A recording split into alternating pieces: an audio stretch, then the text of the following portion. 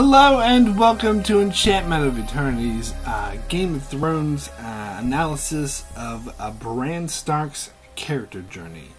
In this video I will recap and analyze the character journey of one Bran Stark.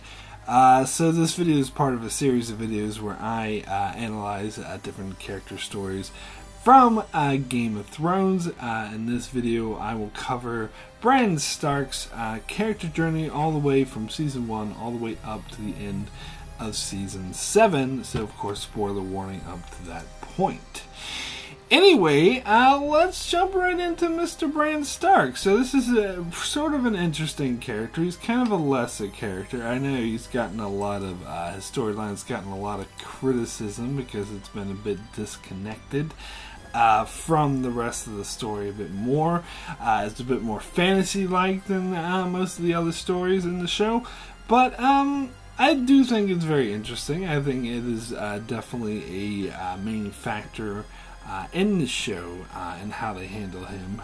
But anyway, let's go ahead and get into Bran Stark's character journey. Let's start with Season 1.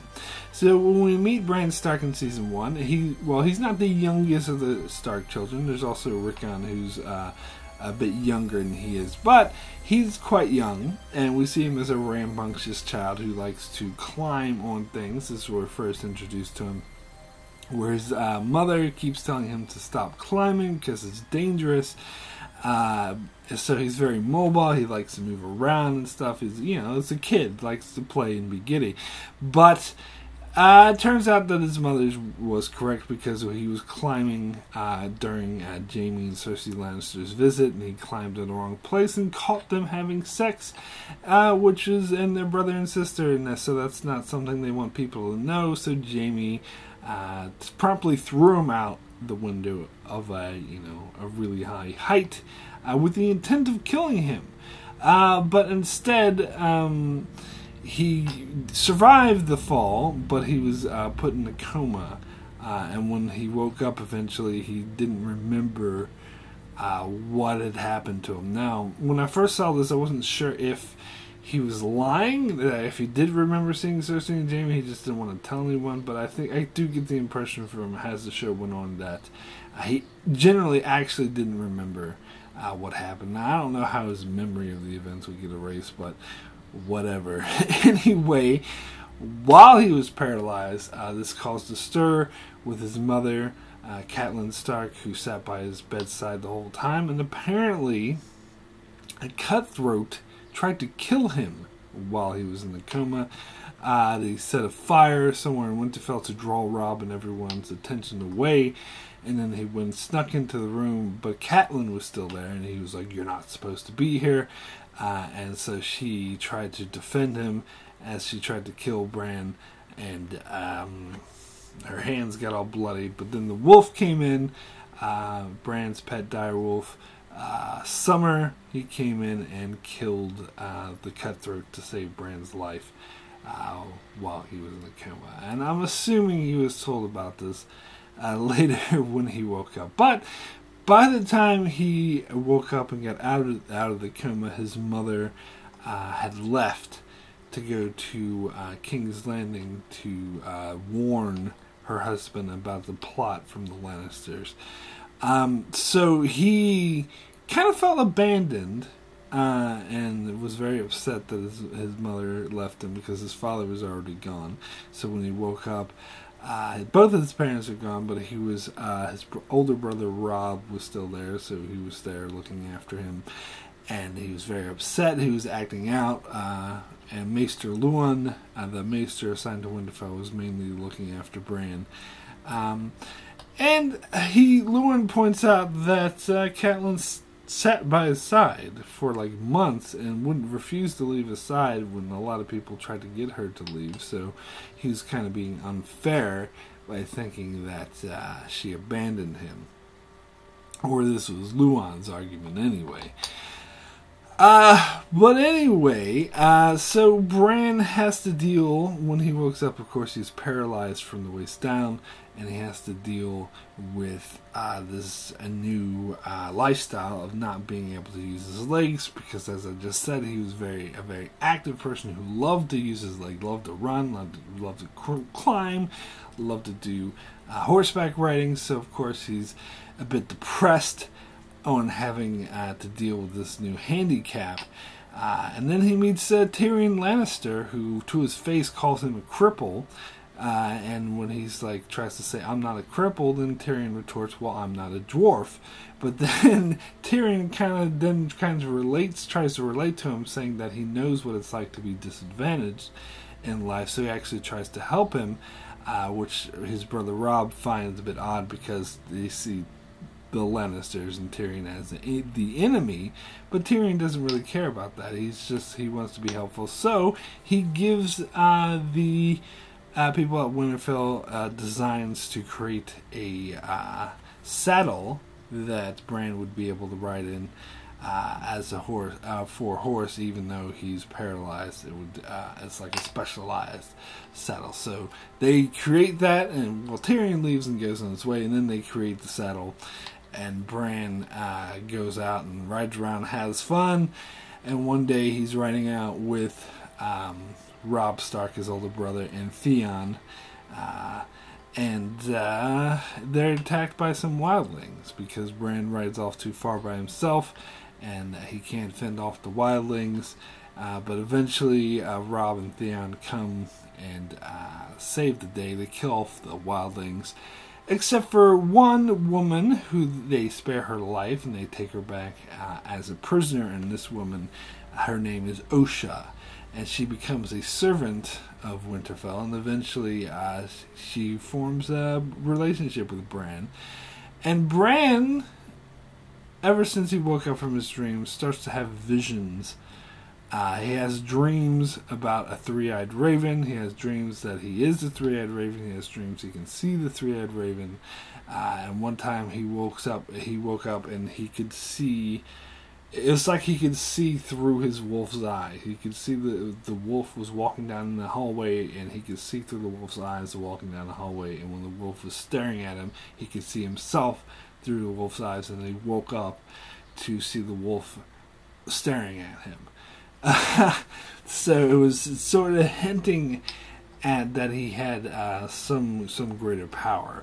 And when he was telling Osha about this, Osha actually believed him, where Luan and other people dismissed him as being oh, this is just, you're just having dreams, is nonsense. But Osha actually believed that his visions meant something, and she warned the reason why she left the far north is because she warned of the White Walker threat. And then, of course, there was old Nan, who was looking after Bran when he was bedridden, and telling him stories about the White Walkers, and how they were the long night that happened a couple centuries ago, and how the White Walkers could resurrect the dead, and they were an evil force.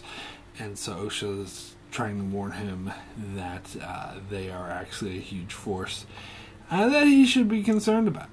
So later he has a dream that something bad, or has a premonition or feeling that something bad happened to his father, and he goes down to the crypts, and he finds Rickon just wandering around the crypts. He says he's looking for his father, and and Bran's like, "No, our father's in King's Landing. He's fine." And Rickon's like, "No, he's not."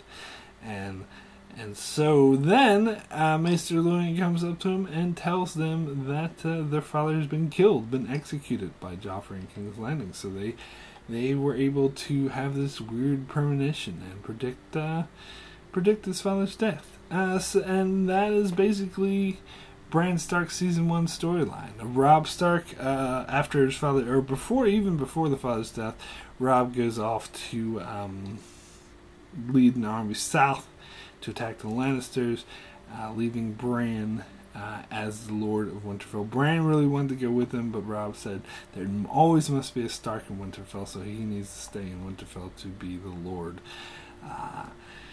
Yeah, and that's basically the season 1 storyline. So it's pretty straightforward. Really interesting storyline, actually, of a kid who has to learn to live with a disability, but also adds in this weird fantasy element of him having these abilities that he also has to learn to use. So it's pretty interesting. Anyway, we'll get into season 2 storyline. In season 2, Bran really has to learn what it means to be the Lord of Winterfell, because he has to sit there and listen to all the other people in the land sort of whine and complain. And when this one guy's being a bit of a dick, he gets really upset because he's speaking very poorly to Robb, and Luan has to sort of be there to be the voice of reason and get him to calm down and stuff. And Bran further has more visions and dreams, and he tries to he thinks it's connected to the stories that old man told him about the White Walkers, but Luan tries to tell him that there's no such thing as these magical things. They're just stories. There's no such thing as giants. There's no such thing as White Walkers. He doesn't really have visions. He's just a disabled boy who has these fantasies of grandeur to try to deal with his disability. Which, of course, we learned that Luan's completely wrong about that.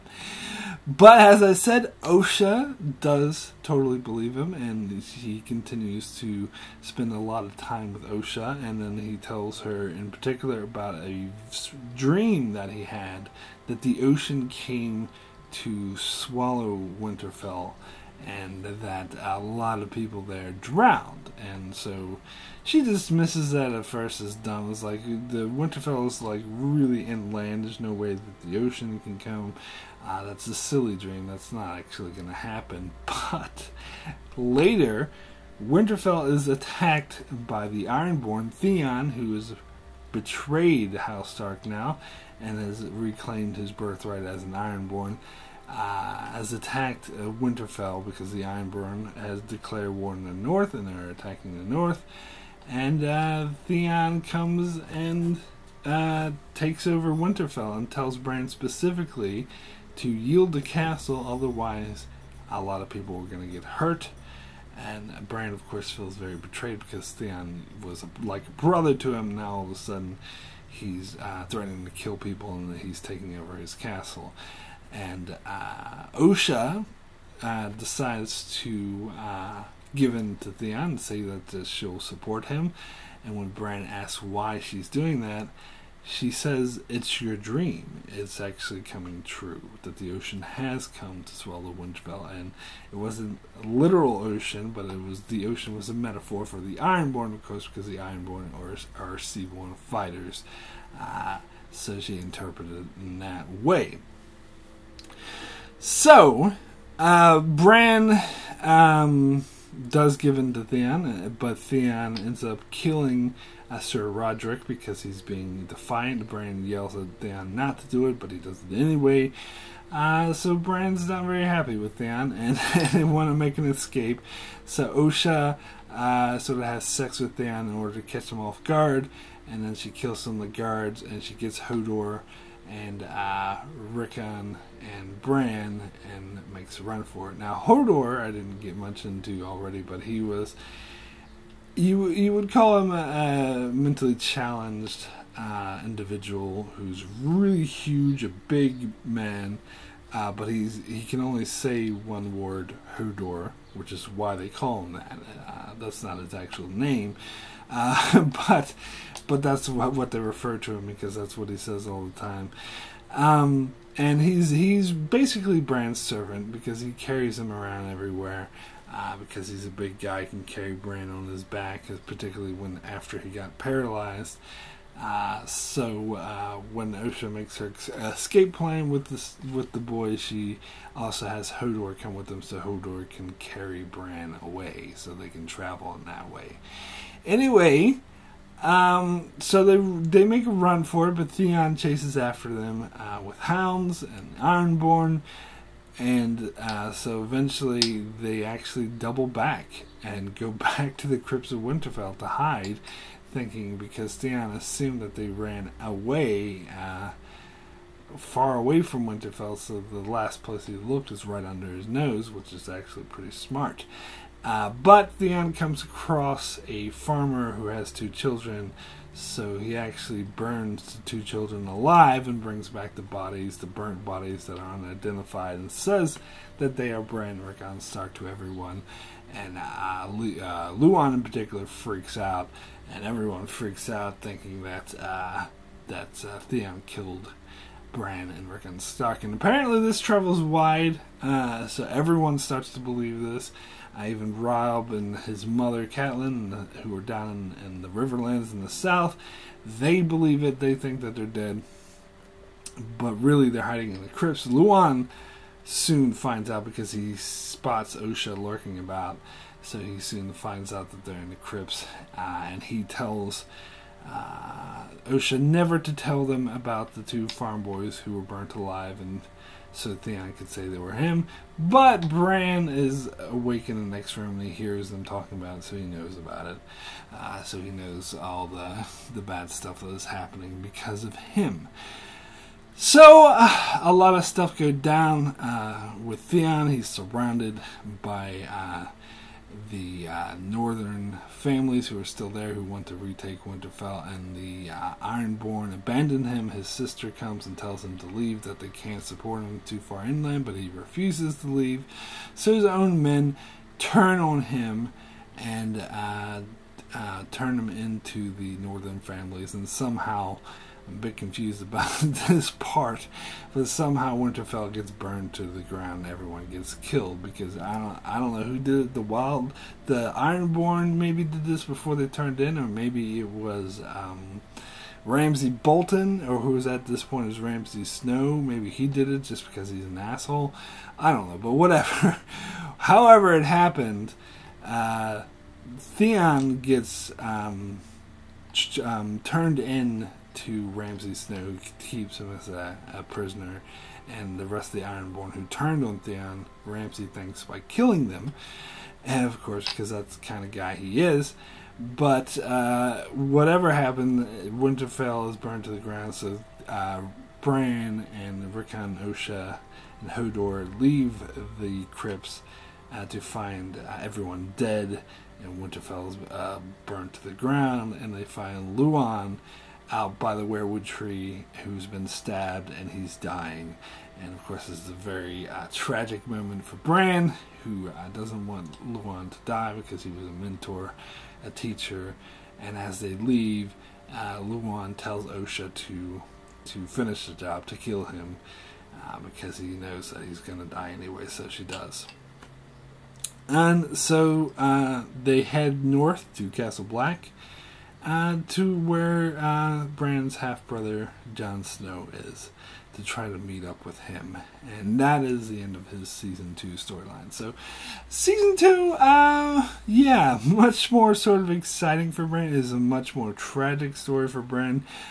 He's, you know, things just keep getting worse for Bran. He was injured at first. He was paralyzed. He lost the ability to walk, but he was still the Lord of Winterfell. Though he was still a cushy lord with people looking after, up to him, and he had a lot of responsibility. But then that got taken away from him, and pretty much everyone he cared about, Sir Roderick and Maester Luan, they all got taken away from him, and of course his family they're all scattered elsewhere.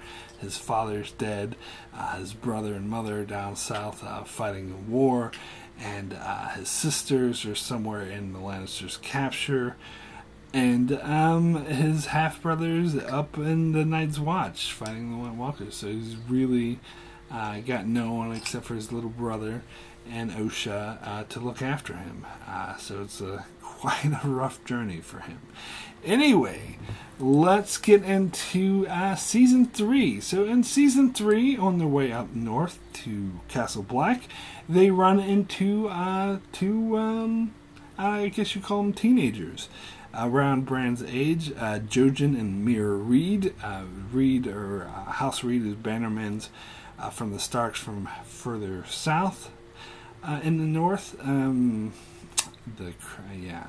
But anyway, Jojen and Mira Reed apparently sought Bran out because Jojen has the green sight.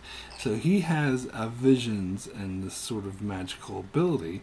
And so he saw in his visions that what would happen in Winterfell and what would happen with Bran being stuck out in the north. So he went on the journey with his sister Mira, who's a lot more capable. She's good with a bow and arrow. So she was there to protect him. And they went to find Bran. And once they met up with them, Osha sees them as enemies and tries to kill them. But Bran eventually tells her to accept them. And Jojen the whole time tries to teach Bran about his abilities, and he interprets the dreams and the visions that he's having and saying that he also has the green sight, but more than that, he has the ability to skin change or to warg. That is, he can put himself inside of a particular animal. So he starts doing that with his wolf, his dire wolf Summer, where he can become the dire wolf and go out and hunt and stuff, and Jojen sort of teaches him how to do this. But the more they talk about this, the more Osha gets upset, because Jojen and Mira try to convince Bran not to go to Castle Black, but to go north of the wall, because that's where they need to go in order to meet up with the Three-Eyed Raven, which is all the dreams he's been having about a Three-Eyed Raven, because it's their destiny to go up there in order to help the incoming White Walker invasion. That his abilities, he's vital to this particular cause. And Osha's very upset because she talked about this tragedy she had when she was north of the wall, where her lover was turned into a dead sort of zombie that all of a sudden tried to kill her. So she is very traumatized by that and does not want to go up north at all, and saying that they're just going to Castle Black and no further. So Osha and Mira continue to butt heads and be very snippy with each other, while Hodor, of course, just smiles and says Hodor. But Bran gets sick of it and tells them to get along. And so they make a sort of weak effort to try to get along for Bran's sake. But as they're traveling up north, they go into this tower to sleep for the night or to hide for the night, and they find that there are wildlings outside who could attack them and kill them. And so they want to be quiet so the wildlings don't know they're there. But a storm breaks out with lightning and thunder, and Hodor starts freaking out and screaming. And Hodor and everyone's trying to tell him to be quiet because he's going to give away their position and kill them. So eventually, Bran, out of instinct, does his skin changing ability where he wargs, but this time he wargs into Hodor. And so he gets Hodor to calm down and stop making noises. And everyone's completely in all of this, particularly Jojen, who knows about skin changing, and he's thinking that nobody's ever had the ability to skin change into a human being before, ever. And so this means that Bran is particularly special. Now, it turns out the wildlings who are right outside the tower are Jon Snow is with them, and the fight breaks out between them and Jon Snow. So Bran then wargs into his direwolf, who is still outside, and uses the direwolf to help attack the wildlings and save Jon Snow's life. So after the wildlings, Jon Snow leave, they make a decision, because Bran, especially knowing now that he has these really special abilities that are beyond what anyone have ever had before or was aware of, he realizes that he definitely must go north to find the Three-Eyed Raven. It's his destiny. It's what he needs to do to help protect the world from the White Walkers. And so he tells, and Osha, again, desperately doesn't want to go, but he says it's okay. She doesn't have to go. She can take Rickon and go to the last hearth where the Stark Bannermen, the Umbers, live, and they'll be safe with them.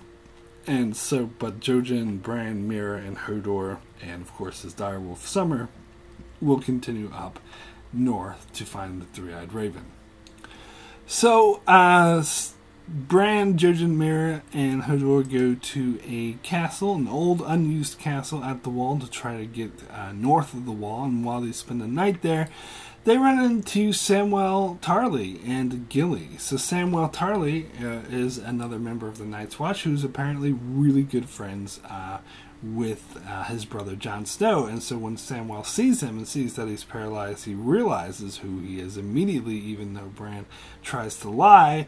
Samwell can see through the lie and tell that he is in fact Bran Stark, Jon's brother, and he thinks of Jon as a brother, so he's willing to do whatever it takes to help Bran. He says, I want to help you. What can I do to help you? And Bran says, take us north of the wall, which of course he just freaks out because Samwell himself came from north of the wall where he was attacked by the White Walkers. He was attacked by mutineers in the Night's Watch, so he wants to get south of the wall desperately. So he tries to convince Bran not to go, but Bran says he absolutely must. It's what he's on a journey, he's on a quest, he needs to go in order to stop the White Walkers. So Sam gives Bran some dragon glass. He's saying that dragon glass can kill White Walkers, and he used it to kill White Walker himself. So then they part ways, and Bran and his team go north of the wall. And that is the end of his Season 3 storyline. So, I don't know if things necessarily got worse for Bran, but his life did drastically change, because this is when he fully embraced, particularly meeting Jojen and Mira, he fully embraced his strange abilities that other people like Luan, as good of a mentor and has trusted and loved that he was, never supported the side of him. He never believed in it, but now he's surrounded by people who do support it, who do believe it. It's funny because Osha was the only one who did believe his visions, but Osha was very much against going north of the wall because of her own trauma, her own experiences, but they eventually come to a compromise where Osha will protect his little brother Rickon while he goes and does what he needs to do. And of course he learns to use his abilities. He learns to warg into his wolf and to use them to hunt, and now he learns to warg into Hodor, which is apparently something no one has done before. So that brings us to Bran's Season 4 storyline. So Season 4 begins by showing us that Bran is warging into his wolf regularly. He does it all the time now.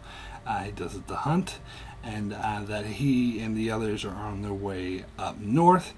They're not sure where to go, so Bran comes across a weirwood tree and he wargs into it, and he sees all these visions of the past, the future, of everything. But mixed in with all of this, he gets a vision of a very special weirwood tree that's somewhere north of them, and the vision tells him to go north, and I think he deduced that this vision is from the Three-Eyed Raven himself telling him where to go to meet him. So they said they know where to go, they need to go north. But as they travel north, they come across a village where they see Night's Watchmen. So they're happy because the Night's Watch are allies, but they then see the Night's Watch being very brutal and treating women there very brutally, and they realize that these aren't typical Night's Watchmen. And they are, in fact, the same Night's Watchmen that mutinied and that Sam was running away from. And Gilly was running away from because she was originally from Craster's Keep as well. But so then they realize that they can't be seen, they need to get away, but the Night's Watchmen do spot them, and they abduct them and capture them, and they take them to their leader, Carl Tanner. Now, Carl Tanner realizes that something's off about a paralyzed boy traveling north, and realizes that there's something weird going on, so he threatens to kill them until they reveal who he is. So Bran finally tells him who he is, Brandon Stark, so Carl thinks he can use him to get a ransom, to get money or whatever, but he continues to sort of threaten and brutalize Jojen and Mira. And Bran himself, they are stuck in a situation where they're being held captive and they think the journey's over, but Jojen uses his green sight and he knows that the journey is not over, not for Bran at least, and that Bran must make it to the tree, but he seems to have sort of let's say, dire or not very positive outlook for himself. He seems to imply that his journey is not going to continue. But the Night's Watch, the actual Night's Watch, led by Jon Snow, do attack the mutineers. And so Bran and Jojen want to use this as a chance to escape. But when a Night's Watchman comes in to set them free, they soon start to realize that something is off about them, as he then threatens to kill Bran unless he shuts up. And he's basically there to kidnap Bran, because really he's actually a Bolton man. His name is Locke. He's there in disguise in order to kidnap Bran and take him back to the Boltons. And so as he's trying to get away with Bran, Bran wargs into Hodor, and he uses Hodor's body to snap Locke's neck to kill him in a brutal way. And so Hodor, after he leaves Hodor's body, he wakes up and he finds his hands all bloody, and he finds his dead guy with his neck snapped on the ground, and he starts freaking out. You really feel bad for Hodor in this moment, but Bran needed to do this in order to save his life. And so he tells Hodor to set him free, to carry him and go back and get Jojen and Mira. So they go back and get them, and it gets summer, and they go back to the main village where they see Jon Snow and the other Night's Watchmen fighting the mutineers and defeating them. And Bran calls out to Jon Snow, but Jojen warns him not to call out to him, not to go to him, because he warns that Jon would force him to go back south of the wall and wouldn't let him complete his mission to go north, and he really needs to go north, so he can't have this reunion with his brother that he really wants. So Jojen talks him into it, so Bran and the others leave without even saying anything to Jon, much to his chagrin, and they continue on their journey north to the tree. And so eventually they do arrive at the same weirwood tree that Bran saw in his visions. And as they're there, they think they finally made it, but as they're approaching it, they are attacked by a bunch of wights who just break out from underneath the ground and try to kill him. And so Bran wargs into Hodor to try to fight them off, but there's too many of them. They can't fight them all, and Hasmir is distracted. Jojen is killed. He's stabbed by one of the wights, and the children of the forest, who are another mythical creatures who are said to be extinct, actually come out from underneath the tree, and they start throwing fireballs at the wights, and they fight off the wights, but they warn Mira that she has to leave Jojen behind because he's dead and there's nothing they can do for him. So Bran, Mira, and Hodor and his direwolf Summer make it into the cave with the children of the forest, and they take him to the three-eyed raven, which is like this old man who's like sitting in this tree, who's intertwined with the tree. He says that they've been waiting for Bran for a long time, and that he's been watching him with 1,000 eyes in one. And Bran asks him if he ever is going to walk again, and the three-eyed raven says, "You will never walk again, but you will fly," which of course is hinting at his ability to warg, where he can warg into birds and fly with birds. Although he will be able to walk again if he wargs into wolves and stuff. But anyway, his whole point is that because it's interesting that that's the thing that's still in Bran's mind, because the being paralyzed, not being able to walk, was a very traumatized experience for him. It's something that he wants to overcome. So he learns about all this magic, children of the forest, ability to predict the future, to go into different animals. And he thinks, well, maybe since there's all this magic, it can give me an ability to walk again. But the Three-eyed Raven makes it clear that that's not what's in store for him.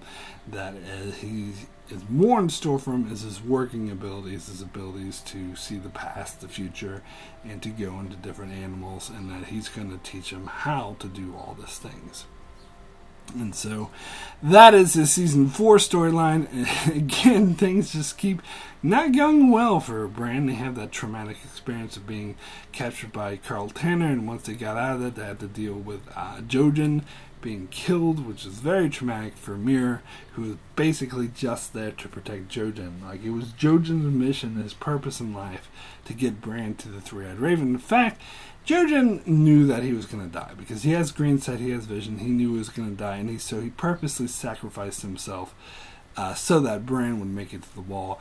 Mir, his sister, probably is not really okay with this and wouldn't have chose that if it was up to her, but it's not up to her, and so she has to deal with the fact that his brother sacrificed himself to save Bran. So now her purpose in life is to make that sacrifice worthwhile and to serve Bran Stark. Anyway, Bran is not in season 5 at all. They skip season 5 and go straight to season 6, so that's what I'll do, go to season 6. But it's implied that during the events of season 5, Bran was up with the Three-Eyed Raven the whole time, training.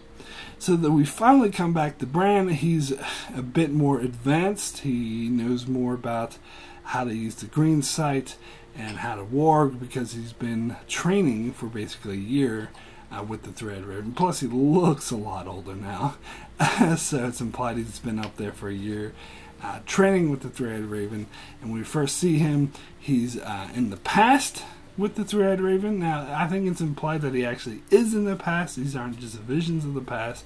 That he's able to use the Werewood network to travel in the past, but he can't interact with the past. Like, no one else can see him or knows what he's there, but he sees events of the past. He's back in Winterfell when his father was a little kid, and he sees his father and his uncle Benjen and his aunt Lyanna, who of course passed away before he was ever born, and he sees them as children and finds that pretty interesting. But the Three-Eyed Raven tries to warn him that he can't do anything to interfere with the past. The past has already been written, and tries to teach him about the dangers of the White Walkers. Meanwhile, Mir is living with the children of the Forest, and she starts to think that she has lost a purpose in life and doesn't really know what to do with herself, and the children of the Forest try to remind her that what she needs to do is to protect Bran. So Bran continues to go in the past. He goes to this major historic event at the Tower of Joy, which was the event during Robert's Rebellion, the war that his father Ned fought in when he was a young man. And he heard the story about how Ned beat the greatest swordsman in all of Westeros, Sir Arthur Dayne, in a sword fight. But when he goes back in time and to see the sword fight play out, he sees that his father is no match for Sir Arthur Dayne, that Arthur Dayne is going to defeat him, and indeed, he's about to kill Ned. But then one of Ned's companions, one of his men, who just happens to be Mir and Jojen's father, Holland Reed, sneaks up from behind Arthur Dayne and stabs him in the back, which is a very dishonorable way to kill someone. And his father's all about honor, so he starts to realize that not everything his father has been telling him about the past is true, because that's not how he told the story. So it's very interesting. Now, Ned and his men were approaching the Tower of Joy, and Arthur Dayne, who were loyal to the Targaryens, who of course at this stage lost their power, were protecting what was in the tower. So they want to know what's in the tower, so Ned hears some screaming coming from the tower, so he runs up, and when Bran tries to follow them, the Three-Eyed Raven gets right in his way and says, "You're not meant to see this," and stops him and brings him back to the present. And Bran's very upset by this, saying that he wanted to go in the tower, and Three-Eyed Raven says there's some things you're not ready for, or whatever, and so he gets upset. So Bran does some more sort of traveling into the past with the Three-Eyed Raven. This time they go thousands of years into the past, and to like the deep history of Westeros, where the children of the Forest used to reign. Because in the distant past, Westeros was completely, there were no humans, no men, no people. It was just the children of the Forest there, and they were plentiful all over the land. But then the men started migrating from Essos, and they came in and they started wiping out the children of the Forest. So a big war broke out between the Children of the Forest and the First Men. And this is when Bran comes back and he sees the Children of the Forest gathering, and they have a man that they captured, and they stab him with a dragon glass, and then actually turns him into the White Walker. So Bran learns the truth that the Children of the Forest created the White Walkers as a weapon to use against the First Men, but then of course eventually this weapon got out of control, turned against them, and as history goes, the First Men actually ended up teaming up with the Children of the Forest. They made an alliance in order to defeat the bigger threat, which is the White Walkers. But it turns out that the White Walkers in the first place were a weapon of mass destruction that got out of the Children of the Forest's hands, and eventually, of course, pretty much all the Children of the Forest ended up being wiped out and became pretty much extinct, where there was only this small band of them left anyway, and a lot of that was their own fault for creating the White Walkers, and this is the dark secret that Bran learns. Now, so in an attempt to learn more about the White Walkers, while the Three-Eyed Raven is sleeping, because Bran knows that he would never approve of this, he goes and wargs or uses this green sight to put himself into the distant north where the White Walkers are in present times. But he tries to sort of spy on them, and he sees a whole bunch of whites who don't notice him, of course, because no one ever sees him when he's doing the green side thing. But the White Walkers see him. Like, the Night King looks directly at him, which shouldn't be possible, but it's obvious that the Night King has his own magic. And then the Night King grabs him by the arm, which he can feel, so he wakes up screaming, and he can feel the pain coming from his arm, and the Three-Eyed Raven reveals that he's been marked by the Night King, which means that the cave that they're in with the Children of the Forest is protected with magic from the Three-Eyed Raven, which is why the whites sort of just evaporated when they tried to enter the cave. But because he's been marked, that magic, that mark overrides the magic, so the cave is no longer protected, so it's no longer safe for them, so that they need to leave immediately. So Mir and Hodor and everyone gets ready to leave, to pack up and go, but Bran wants to do some more traveling into the Bast for some reason, so he goes with the Three-Eyed Raven back to Winterfell at the same moment where his father and his uncle and his aunt were children, and sees them. And he also sees Hodor when Hodor was a child. And the interesting thing about Hodor is that he isn't called Hodor. He's not mentally challenged or mentally disabled. He is a normal young boy who's just as capable. So Bran doesn't know what happened between then and now to make it so the only thing he could say is Hodor. And so while he's in the past with these children, the White Walkers attack the cave. The Children of the Forest try to fight them off with fire, but they're outnumbered by a whole bunch of whites and White Walkers, and they end up all dying around him. All the Children of the Forest die. His direwolf dies trying to protect him. The Three-Eyed Raven dies, and so when he's in the past with the Three-Eyed Raven, he just evaporates because the Night King has stabbed him in the present. So Mir keeps telling Bran to warg into Hodor to save them, but Bran is still in the past, so he tries to warg into Hodor, which he does end up warging him to him in the present, but he also affects the younger kid of Hodor in the past. And so apparently this is what happened to make Hodor mentally unstable.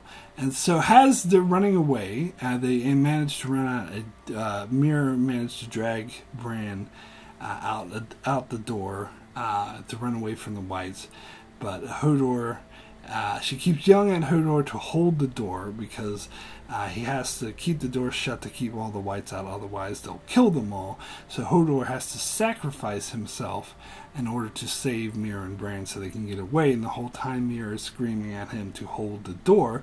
And since Bran is in the past working into the child version of Hodor at the same time, the child version of Hodor is seeing these events, seeing basically his own death in the future, and hearing hold the door, so he starts screaming hold the door, and then that gets abbreviated into Hodor.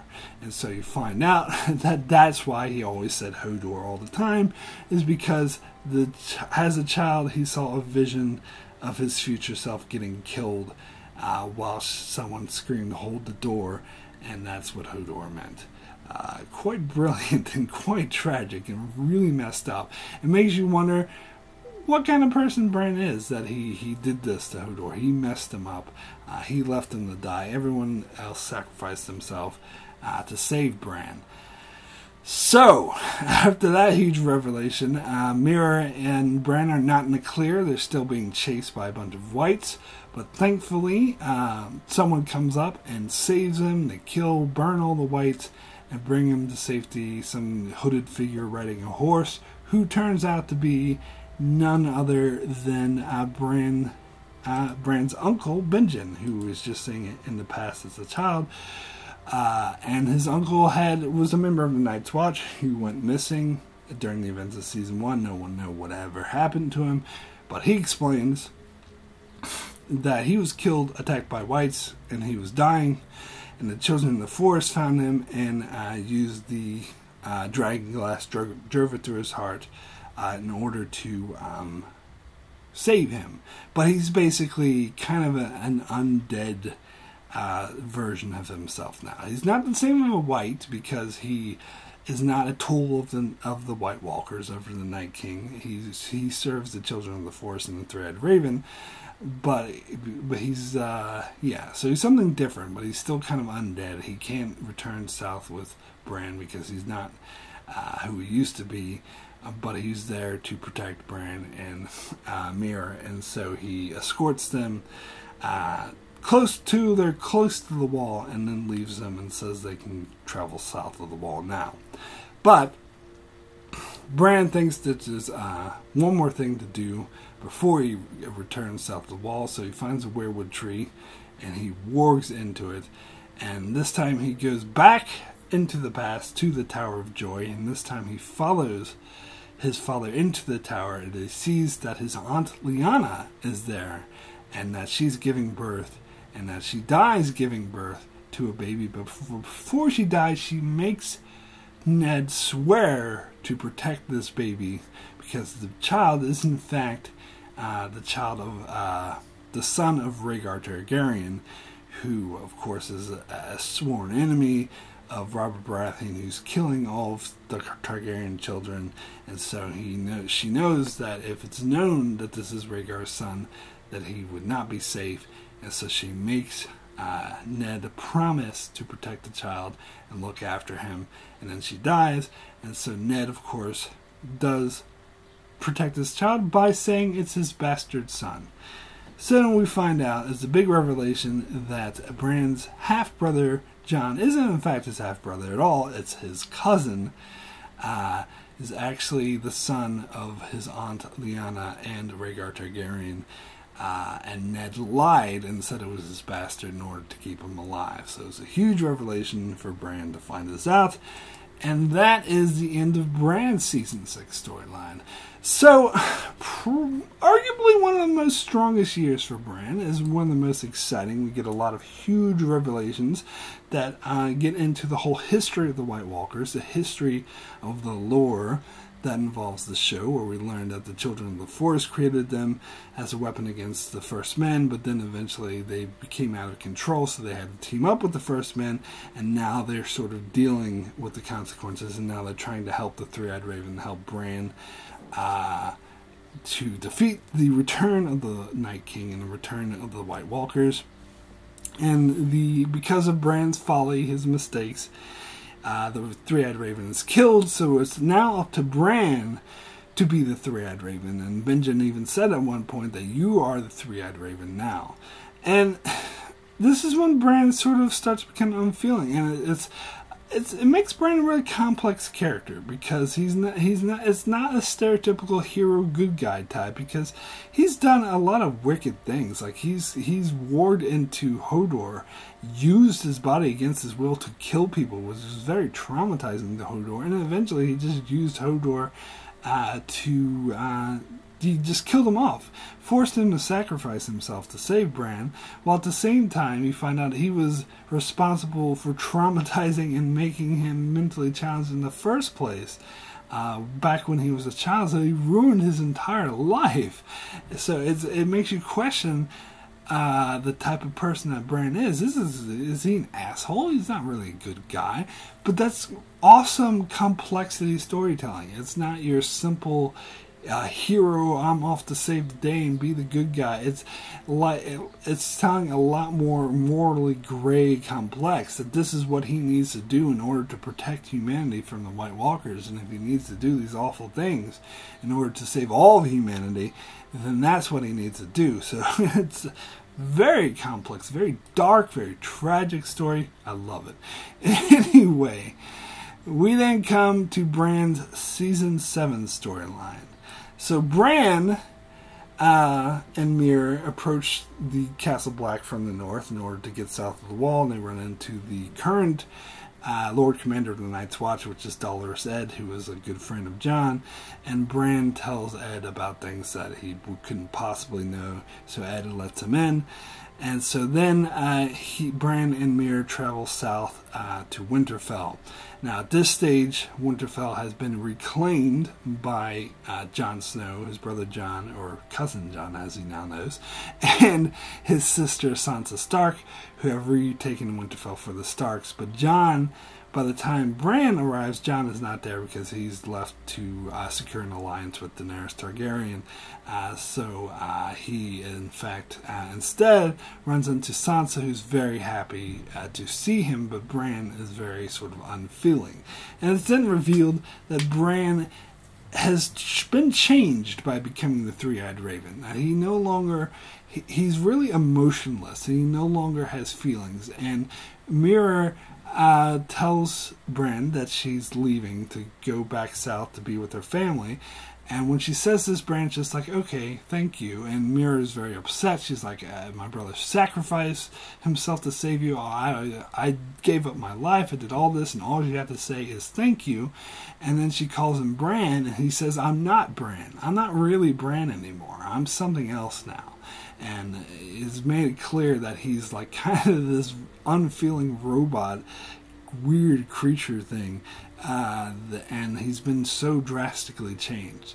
So anyway, so Mira goes south to be with her family, and then when Bran meets up with his sister, Sansa starts to learn that Bran is really strange and weird now, because Bran tries to make his green sight known to her, and he does this by telling her about her wedding night, the night that she was forced to marry Ramsay Bolton, who raped her on his wedding night. And he was talking about the night she was raped, saying, oh, you looked so pretty, which is really creepy. So it shows like what a weird creepo that Bran has become. He's not the same young boy that he used to be. Now, also in Winterfell at the moment is Littlefinger, who was always an enemy. He was sort of someone who could never be trusted, and he's lurking around Winterfell trying to sort of turn Sansa against Jon Snow. And when he sees Bran, who's technically the Lord of Winterfell, he kind of sees him as a threat because he wants Sansa to be in charge of Winterfell. But Bran makes it clear that he doesn't want to be the Lord. He gladly gives that up to Sansa. And so Littlefinger tries to appease him and make an ally with him by giving him the dagger from the cutthroat who tried to kill him when he was a child, way back in season 1 when he was in the coma and the cutthroat tried to kill him. He has a dagger, and so he gives it to Bran as a present. So then, eventually, his other sister, Arya, arrives in Winterfell as well, and they're reunited. And so they have a big reunion with Bran, Arya, and Sansa. And Bran, because he has the green sight and he, from his words, what he can see everything. He saw the journey that Arya went through, which Sansa has no clue about, that Arya's become like this dark assassin who's went through this training in Bravos to become a faceless man, a really ruthless killer. And when Arya tried to tell Sansa about this, she thought she was just joking. But Bran knows that's the actual case and said he didn't know. He saw her at the crossroads and didn't know if she was going to return to Winterfell or if she was going to go continue her kill list. And I think this is when Sansa actually starts to realize that what Arya is saying is true, that she is this assassin and she has this kill list and she wanted to go kill Cersei. But instead, she went north, and Bran gives Arya the dagger, that the Valyrian steel dagger that Littlefinger had given him, saying that he doesn't need it anymore and that she can have it. So, later on, Bran wargs into some ravens north of the wall to sort of spy on the White Walkers, and he sees that the White Walkers are actually approaching the wall. They're really close. The Night King is really close, so he sends word to Jon, who's down south in Dragonstone, and warns him that the White Walkers are coming. So meanwhile, this whole time in Winterfell, Littlefinger is trying to pit Sansa and Arya against each other because Arya is very loyal to Jon, and so Littlefinger doesn't like that. So he manages to put them at odds with each other, where they're sort of in a conflict at the moment. He tries to convince Sansa to kill Arya, or at least send her away. And so when Sansa's faced with this decision, he goes to Bran, and Bran just uses his green sight to tell her everything. So it says that Littlefinger actually started the War of the Five Kings by lying and scheming, and that he betrayed their father Ned, which led to his execution. And so Sansa calls a trial, which Littlefinger thinks that she's going to execute Arya, but instead she orders that Littlefinger be executed, and then Bran tells everything he knew, and he's able to say specific details of what went down south and how Littlefinger put a dagger to Ned's throat and says, "I told you not to trust me." So that's good enough for everyone. So Arya orders that Littlefinger be executed, and Sansa orders that Littlefinger be executed, and Arya carries out the execution and kills Littlefinger. And so the Stark family unit is once again united. And then Samwell Tarly arrives in Winterfell, and he has a reunion with Bran, and he says that he's so happy that Bran made it south and that he's okay. And then Samwell reveals that while he was down south in studying with the Maesters, he learned that Rhaegar Targaryen's marriage to Ilya Martell was annulled. So Bran then travels back. He uses his green sight ability, travel back into the past to the moment that Lyanna gave birth to Jon Snow, and she tells Ned that his name is Aegon. So apparently Jon Snow's true name is Aegon, and then Bran also travels to the secret wedding where Lyanna Stark married Rhaegar Targaryen, meaning that Jon isn't a bastard at all.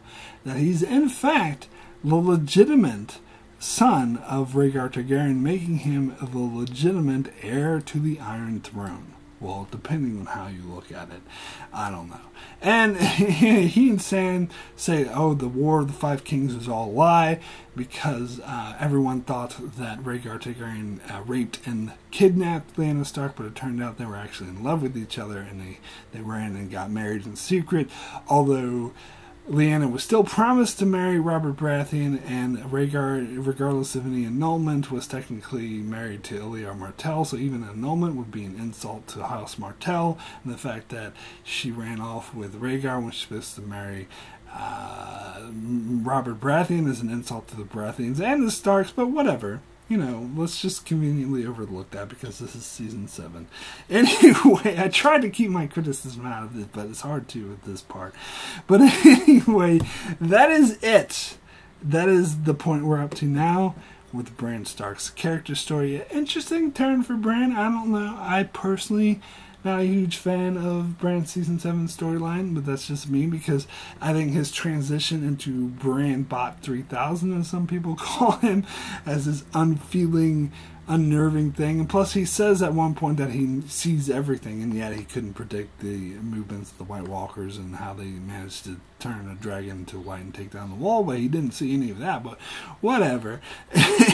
So I think this could have been handled better, but it's still interesting to see Bran reunited with Sansa and Arya, and that he's able to sort of look into the past and get this revelations about the past. So it's very interesting. So it'll be interesting to see what role does he have to play, because they've been building up this whole character journey. They've been building up that he will make a key role in the fight against the White Walkers. He had to go on this vast journey up north where Jojen sacrificed himself, and he had to meet up with the three-eyed raven, and he's become this totally different, unthinking, unfeeling, robot-type person.